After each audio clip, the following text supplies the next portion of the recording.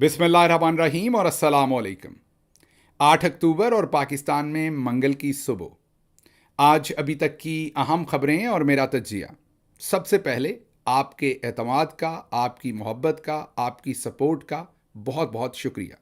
हमारे इस YouTube channel ने कल 1 मिलियन सब्सक्राइबर्स का माइलस्टोन अबूर किया। ये सारा सफ़र बहुत तेज़ी के साथ हुआ, गालिबन 15 महीने लगे। हमारे लिए आसान सफ़र नहीं था, क्योंकि बाकी तमाम जितने भी दोस्त व्लॉग करते हैं उनमें ज़्यादातर दोस्त जो हैं वो इंडिपेंडेंट जर्नलिस्ट हैं, और अपनी एडिटोरियल पॉलिसी में उन्हें उन मुश्किलात का सामना शायद नहीं होता जो हमें होता है। हमारा एक तरफ आपके साथ इंटेलेक्चुअल कॉन्ट्रैक्ट है कि आपको सच बताना है, बर वक्त बताना है और सारा सच बताना है। दूसरी तरफ मेरी एक पॉलिटिकल पार्टी के साथ जो वाबस्तगी है, और जो वजह है असल में मेरी व्लॉगिंग शुरू करने की, उस वजह से बहुत सारी ऐसी खबरें होती हैं जो करते हुए बहुत मोहतात रहना पड़ता है। एक तनी हुई रस्सी के ऊपर चलना पड़ता है, क्योंकि ज़रा सी चीज़ इधर से उधर होगी तो पार्टी लाइन की खिलाफ वर्जी होगी, और फिर पार्टी के अंदर और बाहर बहुत सारे मोहब्बतें करने वाले उस चीज़ को एग्जैजुरेट करेंगे, एक्सप्लॉइट करेंगे, उसको कोई और रंग देंगे। तो अल्लाह नज़र ना लगाए आप सबकी मेहरबानी से, मोहब्बत से इन 15 महीनों के सफ़र में अभी तक अल्लाह ने हमें इस चीज़ से बचा के रखा है। बहरहाल ये सब कुछ आपकी सपोर्ट और आपकी मोहब्बत के बगैर मुमकिन नहीं था, जिसके लिए मैं जितना भी आपका शुक्रिया अदा करूं वो कम है। और उसके बाद मेरी पूरी टीम, मैंने आपको बार बार कहा कि मैं ये अकेले नहीं करता। ये तकरीबन दर्जन भर के करीब लोग हैं जो दिन रात इसके ऊपर काम कर रहे होते हैं। ये असल में कामयाबी उस पूरी टीम की है। हमारी टीम में पर्सन विद डिफरेंट एबिलिटीज़ भी हैं। हमारी इस टीम के अंदर ऐसे लोग भी हैं जो व्हील चेयर के ऊपर बैठ के काम करते हैं। हमारी इस टीम के अंदर ख़वातीन भी हैं। हमारी टीम के अंदर इसमें ज़्यादा उम्र के लोग भी हैं, कम उम्र के लोग भी हैं। तो बहुत ही डाइवर्स किस्म की टीम है, और बहुत ही डाइवर्स बैकग्राउंड्स हैं उनकी एजुकेशन के। बता नहीं सकता, कहीं उठाए ना जाएं बेचारे, लेकिन बहुत डिफरेंट किस्म की एजुकेशनल बैकग्राउंड्स भी हैं। तो I am very proud of my team, और उनके इस साथ की वजह से दिन रात जितनी वो मेहनत करते हैं एक एक ख़बर को उठाने में, उसको परखने में, तोलने में, कि हमसे ख़बर गलत ना हो जाए, हम आपको कुछ झूठ ना बता दें, कुछ ऐसा ना बता दें जिसका सच्चाई के साथ कोई लेना देना नहीं। और इसमें जितना काम वो करते हैं उस पर मैं उनका ना सिर्फ शुक्रगुजार हूँ, बल्कि मैं ये कहूँगा कि ये जो भी इस चैनल की सक्सेस है उसका 80% क्रेडिट उस टीम को जाता है। इसके अलावा मुझे याद करना पड़ेगा कि व्लॉग करने के लिए मुझे सबसे पहले इमरान रियाज साहब ने कहा। मुझे अभी भी याद है, मैं उस वक्त पंजाब गवर्नमेंट में था, तो इमरान रियाज ने उससे पहले, जाहिर है व्लॉग वो शुरू कर चुके हुए थे, और उस वक्त उनका व्लॉग अच्छा जा रहा था और काफ़ी व्यूअरशिप थी उनकी। वो मुझे एक दफ़ा मिलने आए ऑफिस में, और बातचीत शुरू हुई तो उन्होंने कहा कि डॉक्टर साहब आपको व्लॉग ज़रूर करना चाहिए, आपका इंटरनेशनल एक्सपोजर है, एजुकेशन है, आप बड़े इफ़ेक्टिव होंगे और बहुत अच्छी मालूमात लोगों को देंगे, और लोगों को मालूमात चाहिए, तो इसलिए आप ज़रूर व्लॉग शुरू करें। उस वक्त इतना काम होता था, सारा दिन लाइव प्रेस कॉन्फ्रेंसेस, शाम में 3 से 4 टेलीविज़न चैनल्स के ऊपर इंटरव्यूज़, और मेरा रोल वहाँ पर ऐसा था कि पंजाबी फ़िल्मों के सुल्तान राही वाला, कभी राणा सनाउल्लाह साहब से पेच पड़ा हुआ है, तो कभी जवेद लतीफ़ साहब के साथ, तो कभी अज़मा बुखारी साहबा के साथ तकरार हो रही है, बल्कि लड़ाई हो रही है, और गले फाड़े जा रहे हैं। चेहरा इस तरह का बन जाता था कि बाद में खुद से ही कोफ्त होती थी जब उस बाद में कोई रिपीट प्ले के ऊपर या सोशल मीडिया पर क्लिप देखता था, और अपने बारे में सोचता था कि ये कौन इतना बदतमीज़ इंसान है, ये क्यों इतनी बदतमीज़ी कर रहा था। लेकिन आपको पता है कि आप लाउड इन्वायरमेंट में हों, अगर आप में से जो लोग वेस्ट में रहते हैं वो किसी बार टाइप रेस्टोरेंट में जाएं तो वहाँ आप भी ऊंचा बोलना शुरू हो जाते हैं। तो जैसे इन्वायरमेंट में आप होते हैं वैसा ही आप करना शुरू हो जाते हैं। बहरहाल मुख्तसर ये कि इमरान रियाज साहब ने मुझे कहा और मैंने उनकी बात ना मान सका, लेकिन वो बड़े परसिस्टेंट रहे। मुझे आज भी याद है कि उन्होंने मुझे एक लाइट, रिंग लाइट जो होती है, जो अक्सर औकात व्लॉगर्स यूज़ करते हैं, सामने रख के, उनके दरमियान में कैमरा लग जाता है और इर्द गिर्द रिंग की लाइट होती है। उन्होंने वो एक लाइट मुझे गिफ्ट भी भेजी। वो लाइट आज भी अगर वो ہماری ISI اٹھا کے نہ لے گئی ہو میری رہائش گاہ سے، مجھے اب پتہ نہیں، کیونکہ وہ سامان جو پیک ہے اس میں کہیں نہ کہیں ورنہ وہ پڑی ہوگی۔ اس کے بعد مجھے اچھی طرح سے یاد ہے کہ عمر جٹ، اس وقت وہ دنیا ٹی وی کے اندر رپورٹر تھے، انہوں نے مجھے بہت زیادہ، آج کل وہ 3 کے نام سے 3 لوگ وہ اپنا ویلاگ کر رہے ہیں، زبیر، عمر جٹ اور رضوان گلزئی۔ ان میں عمر جٹ نے مجھے بہت بار کہا کہ آپ کو ویلاگز کرنے چاہیے۔ ایک دو دفعہ تو عمر آلموسٹ زبردستی کیمرہ مائکروفون لے کر میری ریزیڈنس پہ اسلام آباد آ گیا، اور بلکہ انٹرسٹنگلی اس نے ایک آدھ دفعہ مجھے ریکارڈ بھی کیا، لیکن بہرحال میں نے آپ کو بتایا کہ مصروفیت اتنی زیادہ تھی کہ وہ ہو نہیں سکتا تھا۔ یہ کام مجھے بھی نہیں پتا تھا، میں بھی اس کو آسان سمجھتا تھا، یقین کیجئے، حالانکہ میں میڈیا کا کام کر رہا تھا، میڈیا کو ہیڈ کر رہا تھا، مجھے لگتا تھا کہ بس 2-3 گھنٹے کا کام ہوگا۔ یہ تو پھر راہ پہ آ جانے تھے واہ پہ آ جانے، جب ہم اس میں آئے تو پتہ چلا کہ 2-3 گھنٹے نہیں، یہ تو سارے دن کا کام ہے، بلکہ 24 گھنٹے کا کام ہے۔ بہرحال عبد القادر ایک ہمارے اور رپورٹر ہیں اسلام آباد میں، انہوں نے بھی کہا، صابر شاکر صاحب نے کہا، معید پیرزادہ صاحب نے کہا۔ بہرحال اس کے بعد اب آپ سوچتے ہوں گے پھر میں نے کس کے کہنے پہ شروع کیا؟ جب عمران خان صاحب کو 9 مئی کو اغوا کیا گیا، میں تو یہی کہوں گا، ہائی کورٹ سے، اسلام آباد سے، اریسٹ تو نہیں تھی وہ، اور اس کے اوپر میں نے پہلا ویلاگ کیا۔ ویلاگ کیا تھا؟ اپنا ایکسپریشن تھا، کیونکہ ٹی وی کے اوپر پابندی لگی ہوئی تھی اور ٹی وی پہ بین تھا۔ میں پاکستان میں، میں پاکستان تحریک انصاف کا پہلا پولیٹیکل لیڈر تھا جو بین ہوا تھا۔ پہلے ویسے پیمرا سے بین کروایا گیا، پھر سندھ ہائی کورٹ سے فیصلہ لیا گیا اور مجھے بین کروایا گیا کہ میں ٹیلی ویژن کے اوپر نہیں چل سکتا، اور اس کے بعد پیمرا سے ایک نوٹیفیکیشن بھی کروا دیا گیا۔ تو میں بین تھا، ٹیلی ویژن کے اوپر میری خبر، میرا بیان نہیں چل سکتا تھا، میرے بارے خبر چل سکتی تھی، میرا بیان نہیں چل سکتا تھا۔ تو جب 9 مئی کو خان صاحب کو اٹھایا گیا تو بیان تو چل نہیں سکتا تھا، تو مجھے سمجھ نہیں آ رہی تھی کہ میں کیا کروں ان کے لیے، تو میں نے ایک ویڈیو بنائی اور اس کو یوٹیوب کے اوپر ڈال دیا۔ پھر اگلے دن شاید اسد عمر صاحب اور شیری مزاری صاحبہ سے ریلیٹڈ خبر تھی، ان کی گرفتاری کے سے ریلیٹڈ، پھر اس کے اوپر بھی میں نے بات کی۔ خیر یہ میں نے 1 یا 2 ویڈیوز کی تھی۔ خان صاحب 2 دن کے بعد جب گھر آئے تو ان کو کسی نے وہ ویڈیو کا لنک بھیجا، انہوں نے دیکھا تو ان کا مجھے میسج آیا کہ میں نے دیکھا ہے، اب آپ نے اسے ریگولرلی کرنا ہے، آپ نے فوکس ہو کے ریگولرلی کرنا ہے، اور آپ نے عوام کو بالکل ہر طریقے سے جو نیریٹو ہے ہماری پارٹی کا وہ بھی دینا اور سچائی بتاتے رہنا ہے۔ بس پھر وہ دن تھا، آج کا دن ہے، مجھے نہیں یاد کوئی ایک آدھ چھٹی کہیں پر ہوئی ہو، ورنہ ہم نے پوری ذمہ داری کے ساتھ، جیسے ٹرین وقت پر چلتی ہے، یہ پھر مجھے کسی نے بتایا، ایک ویلاگ کرنے والی شخصیت جن کا میں نہیں بتانا چاہتا کیونکہ ان کے لیے پرابلمز ہوں گے، وہ پاکستان میں ہوتے ہیں، ان سے میری گفتگو ہوئی تو انہوں نے کہا کہ اس کام میں اگر آپ نے آنا ہے تو پھر یہ کانٹریکٹ ہے آپ کے ویور کے ساتھ، آپ کا، ان کو روز انفارمیشن آپ سے چاہیے، پھر آپ چھٹی نہیں کر سکتے، یہ آپ کی مرضی نہیں ہے۔ اٹ از لائک ٹرین اگر 6 بجے صبح چلتی ہے تو آپ نے چلانی ہے۔ انہوں نے کہا گل صاحب یہ یاد رکھیے کہ یہ بالکل ایسے ہی ہے جیسے صبح لوگ چائے کے کپ کے ساتھ اخبار پڑھتے ہیں، اور اگر اخبار لیٹ ہو جائے تو آپ سوچئے اخبار پڑھنے والے شخص کو کتنا برا لگتا ہے۔ اسی طرح اگر آپ نے ویلاگ کرنا ہے تو پھر روز کرنا ہے، وقت پر کرنا ہے۔ یقین کیجئے شروع کے مہینے بڑے مشکل تھے، بہرحال اس کے بعد یہ کام چل پڑا، لمبی بحث ہو گئی، بتانا چاہتا تھا یہ کہانی بھی آپ کو، مجھے لگا یہ ضروری ہے، میری اور میری ٹیم کا یہ سفر آپ کو پتہ چلے۔ ایک بار پھر آپ سب کا شکریہ، کوشش کریں گے کہ ہم اپنی جو وساطت ہے اس تائیں آپ کے سامنے سچ رکھنے کی پوری کوشش کرتے رہیں۔ آج کی جو پہلی خبر آپ کے سامنے رکھتے ہیں وہ ہے کہ آئندہ ہفتے منصور علی شاہ صاحب کا نوٹیفیکیشن جاری کر دیا جائے گا۔ یہ مصدقہ ذرائع سے کیپٹل ٹی وی نے پاکستان کے اندر خبر دی ہے۔ اب یاد کیجئے 4 مہینے پہلے سے میں آپ کو ایک انالیسز بار بار دے رہا ہوں اور آپ کو یاد کرواتا ہوں کہ یہ میرا انالیسز ہے، آپ نے یاد رکھنا ہے۔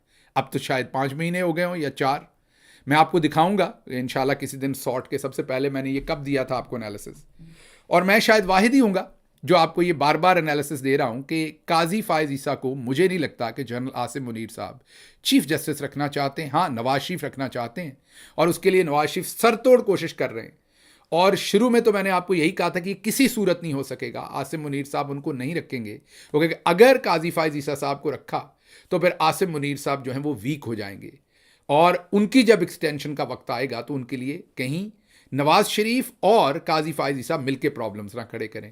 میں نے آپ کو پوری طرح ایکسپلین کیا تھا کہ کیوں. آپ کو تو لگتا ہوگا کہ عاصم منیر صاحب اور اس ٹائم نون اور پیپلز پارٹی تو ایک ہیں, تو کیوں نواز شریف صاحب عاصم منیر صاحب کے لیے پرابلمز کھڑی کریں گے. یاد رکھیے نواز شریف صاحب لندن ایگریمنٹ کے تحت آئے تھے.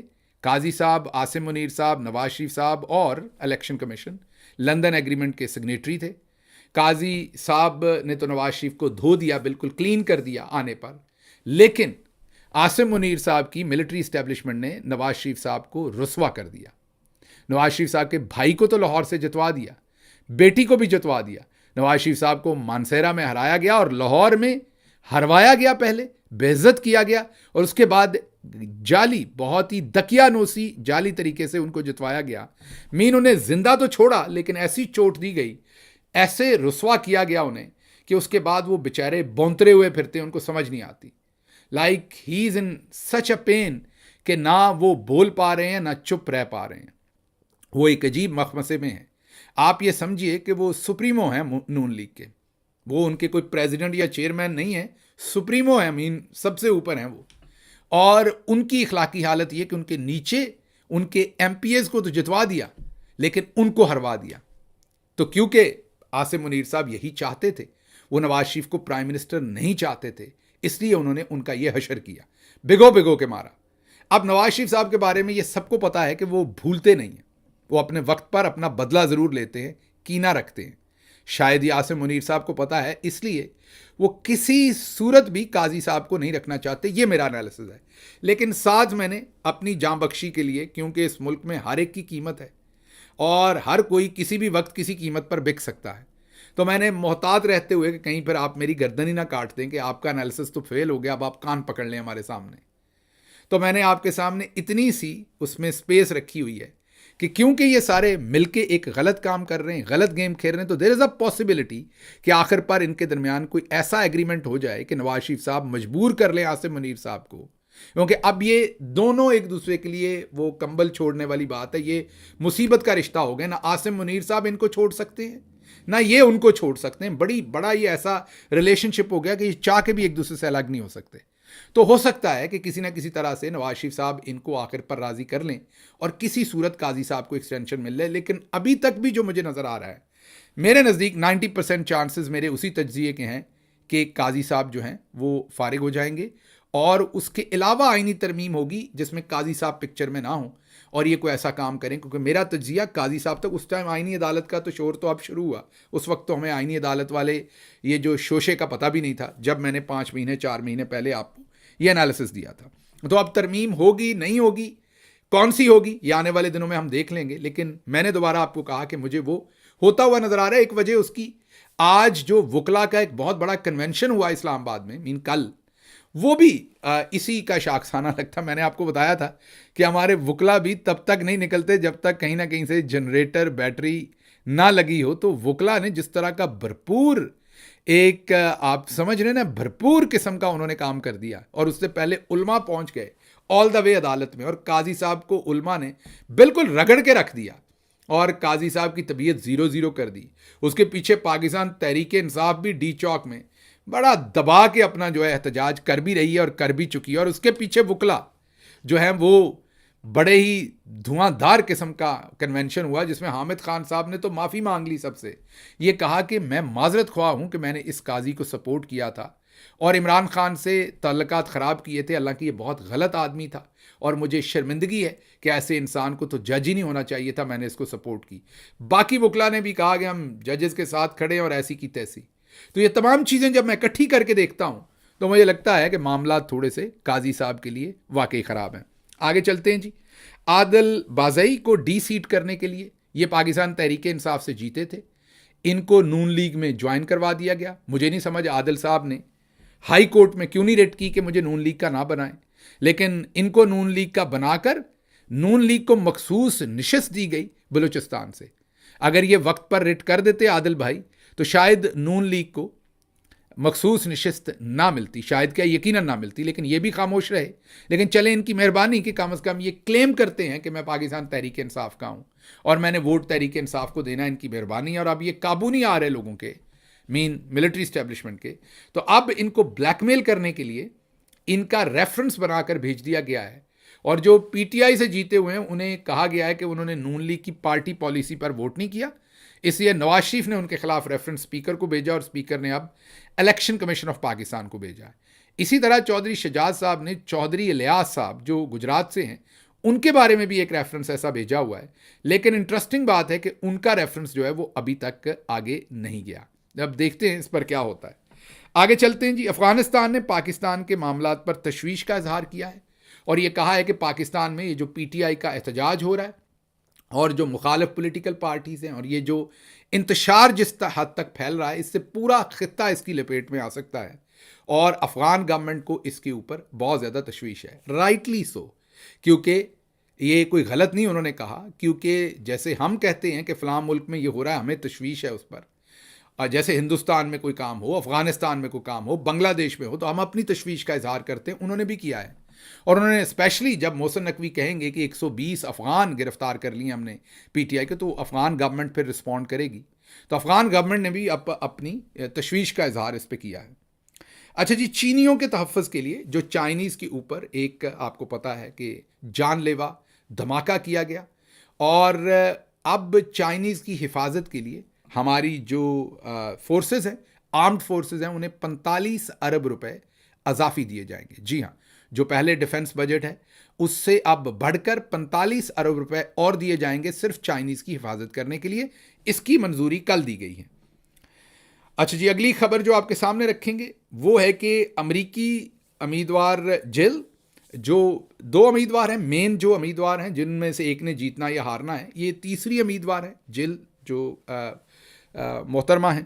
یہ ظاہر ہے جیتیں گی تو نہیں, لیکن یہ ایک سگنیفیکنٹ بات ہے کہ وہ ایک امریکی صدارتی امیدوار ہیں, اور انہوں نے ایک ٹویٹ کیا ہے اور اس میں انہوں نے کہا ہے کہ امریکہ کی پشت پناہی رکھنے والی پاکستانی رجیم عمران خان کے خلاف ہے, اس کی پارٹی کے خلاف ہے, اور ان کے ساتھ سیاسی طور پر ان سے ظلم کر رہی ہے. عمران خان کو فوری طور پر رہا کرنا چاہیے, یہ انہوں نے ٹویٹ کیا ہے. یہ بہت ہی سگنیفیکنٹ ٹویٹ ہے کہ ایک امریکن پریزیڈینشل کینڈیڈیٹ, میں نے یہ کہا کہ یہ جیت نہیں سکتی کیونکہ یہ نہ ڈیموکریٹ پارٹی سے نہ ریپبلکن سے ہے, یہ جیتیں گی نہیں, لیکن بہرحال پھر بھی امریکی پریزیڈینشل کینڈیڈیٹ ہیں, تو ان کا یہ ٹویٹ کرنا اور یہ کہنا کہ عمران خان اور اس کی پارٹی کے ساتھ جو کچھ ہو رہا ہے وہ امریکی حکومت کی پشت پناہی کے ساتھ ہو رہا ہے اور عمران خان کو فوری رہا کر دینا چاہیے, اب کافی ہو گیا ہے, یہ بہت ہی امپورٹنٹ ایک سگنیفیکنٹ معاملہ ہے. اس کے علاوہ عظما خان صاحبہ, علیمہ خانم صاحبہ, ان کو پیش کیا گیا ہے عدالت میں. 1 روزہ ان کو اور ریمانڈ دیا گیا, ان کو پیش نہیں کیا جا رہا تھا. جج نے پھر کہا کہ اگر آپ نے 3 بجے تک پیش نہ کیا تو پھر میں ان کا یہ مقدمہ برخاست کر دوں گا اور ان کی جو گرفتاری ہے وہ غیر قانونی قرار دے دوں گا. تو پھر مجبوراً لا کر دونوں بہنوں کو پیش کیا گیا. اس وقت اگر آپ دیکھیں تو عمران خان صاحب کا تقریباً پورا خاندان جیل میں ہے, 1 یا 2 بہنوں کے علاوہ باقی سب جیل میں اگر آپ دیکھیں, اور ان کا بھانجا بھی جیل میں, ان کی بیوی بھی جیل میں ہے. تو عمران خان نے قربانی دینے والی یا عمران خان نے جو بھی قیمت چکانے کی کوئی کمی اس وقت رکھی نہیں, لیکن ان کی بہنیں بھی, ان کی زوجہ بھی, ان کا بھانجا بھی, وہ خود بھی پوری ڈٹ کے, ذرا سی بھی کوئی انٹیگریٹی میں اور ڈگنیٹی میں کمی نہیں آ رہی, اور ڈٹ کر وہ جیل بھگت رہے ہیں. 1000 پروٹیسٹرز کو راولپنڈی اور اسلام آباد میں سے گرفتار کیا گیا. یہ ہم نہیں کہتے, یہ اخبار کہہ رہا ہے, اور اسی طرح نیوز پیپر کہہ رہا ہے کہ کم از کم 1500 لوگوں کو لاہور میں گرفتار کیا گیا. تو یہ 2500 ورکر جو ہیں وہ پاکستان تحریک انصاف کے پچھلے 2-3 دن میں گرفتار ہوئے ہیں, جس میں سے کچھ رہا ہوئے ہیں, کچھ ہوں گے, کچھ کو بیچاروں کو دہشت گرد بنا کر پیش کیا گیا ہے. تو یہ احوال جو ہے وہ آپ کے سامنے وہاں سے رکھنا تھا. پھر ایک آپ کے سامنے اناؤنسمنٹ کرنی ہے. بیلجیم میں جو پاکستانی ایمبیسی ہے اس کے سامنے 9 اکتوبر کو, جی ہاں اکتوبر 9 کو, ہمارے جو بیلجیم کا چیپٹر ہے اس میں ہمارے اکابرین ہیں, ظاہر ہے وہاں پر جو ہیڈ کرتے ہیں غلام ربانی صاحب, انہوں نے اور ان کی ٹیم نے ایک پروٹیسٹ آرگنائز کیا ہے. یہ تقریباً 2:30-3 بجے دوپہر کو ہوگا, جو بیلجیم برسلز کے اندر جو پاکستانی ایمبیسی ہے اس کے سامنے یہ پروٹیسٹ ہوگا. اور آپ سب سے گزارش ہے کہ 9 اکتوبر کو 2:30 بجے سے 3 بجے, دوپہر 2:30 بجے کے قریب آپ نے تشریف لے کے جانی. اگر آپ گرد و نواح میں ہیں تو ضرور تشریف لے کے جائیے اور اس احتجاج کو کامیاب بنائیے. خبریں اور بھی ہیں، ان سب خبروں کو کور کریں گے ہم آج کے پنجابی ویلاگ میں. مجھے یہاں سے اجازت دیجیے. اللہ آپ کا حامی و ناصر ہو. پاکستان زندہ باد.